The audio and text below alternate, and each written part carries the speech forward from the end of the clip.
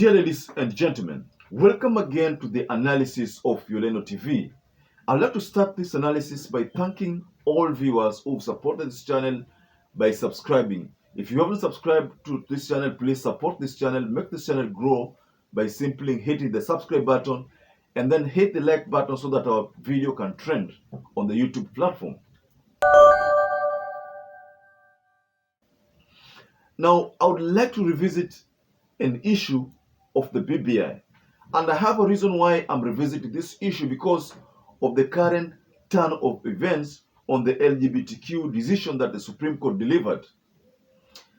One of the reasons that the Supreme Court decided to stop the BBI implementation was because of the Ombudsman office. So the Ombudsman's office was a wise decision by Raila Amolo Odinga and Uhuru Kenyatta, an office that was going to check, that was going to keep the Supreme Court's decision or the Supreme Court's verdicts on check. So William Samoei Ruto did not agree with the Ombudsman's introduction into BBI. And one of the things that he used as a weapon to fight the BBI was the Ombudsman office. And the Supreme Court also used that simple clause to fight the BBI, and that's why they shoot it down. This proposed new article to the Constitution, 172A, caused ripples as soon as the amendment bill was made public. It proposes the establishment of an Office of the Judiciary Ombudsman.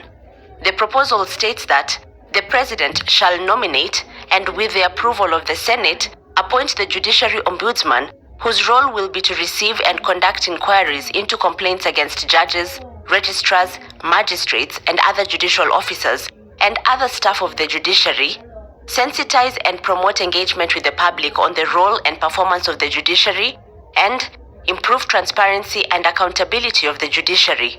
This person will also be an ex officio member of the Judicial Service Commission and will have the same qualifications as a judge of the Supreme Court. So, ladies and gentlemen, why do I think that the Ombudsman office is a very interesting topic to discuss in this analysis and going forward? One of the biggest challenges that we Kenyans are faced with right now is undoing what the Supreme Court already delivered as a maajabu kind of verdict to the people of Kenya. And this decision that the Supreme Court has delivered has made us a laughingstock in the continent of Africa, and mostly in the East African community. One of the countries that has legalized LGBTQ is Kenya. Why? Because the Supreme Court did an injustice to our society by making it possible for gay marriages, making it possible for lesbian marriages, and the transgender and those other groups. This is not something that conforms with our culture, but the Supreme Court, through Philomena Mwilu and a host of other judges who did not want to maintain our custom, or probably those people who are paid. What if they were paid? Before the Supreme Court delivered that judgment, Jill Biden, who is the wife of Joe Biden, came into the country. The second day, Supreme Court delivered the verdict that many Kenyans to date are not in agreement with. On the third day, we saw that there was a communication of 16 billion which the US government gave to Kenya as a donation. On the fourth day, Jill Biden jetted out of the country back to the US.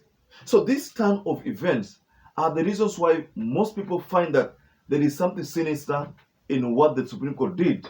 What if Jill Biden came here to push for this formation of the LGBTQ so that in exchange they would get the 16 billion? And why is it that the Americans are spending a lot of money on this LGBTQ community? And what benefit are they getting? The Ombudsman office would have played a critical role in addressing this issue by probably trying to revisit the idea and taking it back to the Supreme Court for further consideration. But because the Supreme Court is regarded as the supreme office, and any decision that is being delivered by them cannot be undone locally. It can't be undone. And that explains the reason why soon after Martha Koome delivered that also Maajabu decision on election, there was nothing that could have been done. If the Ombudsman office was there, probably something could have been done to probably create more time to probably maybe revisit the idea, look at these hacking claims, look at the results, look at the error documents, look at all those kind of events, so that maybe the Supreme Court could consider their decision. But because William Ruto, Martha Koome, and the team fought this idea of ombudsman creation, now it's not possible to revisit this idea of LGBTQ. And that's why I find that Uhuru was right and Raila was right. An office was supposed to be created, an office that was going to counter-check or oversee such kind of decisions. Now it's not possible. And that explains why you find that there are a lot of maandamano regarding this issue, and the Muslim community have said that it's not going to be business as usual going forward, because until this gay rights decision is undone, it's not going to be considered as business as usual. Of course, we saw the president 1 to 2 days ago trying to downplay the idea that he is one of those people who fronted this idea of LGBTQ.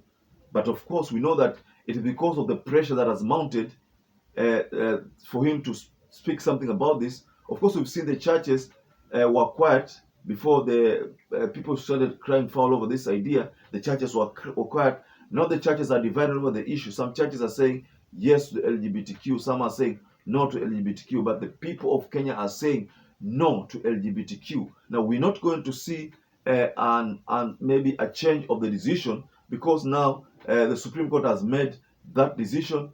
A decision that's not going to be, is not easy to undo, because now the Ombudsman office is not there. But if that office was in place, this would not have been possible. Maybe the idea would have been revisited. And that's probably the reason why I say to this in this analysis that Uhuru was right. I say without fear or contradiction that Uhuru was right, Raila was right.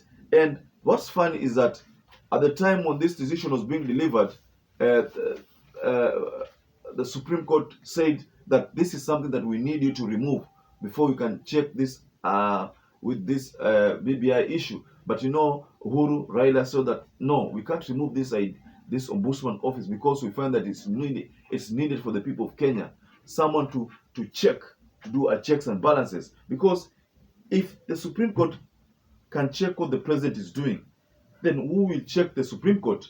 The ombudsman office was needed in this formation. Ladies and gentlemen, if perhaps you agree with me, please share with us below the comment section what's your take on this issue of ombudsman creation. Do you think it would have been the right thing? Do you think Uhuru was right? And do you think Raila was right?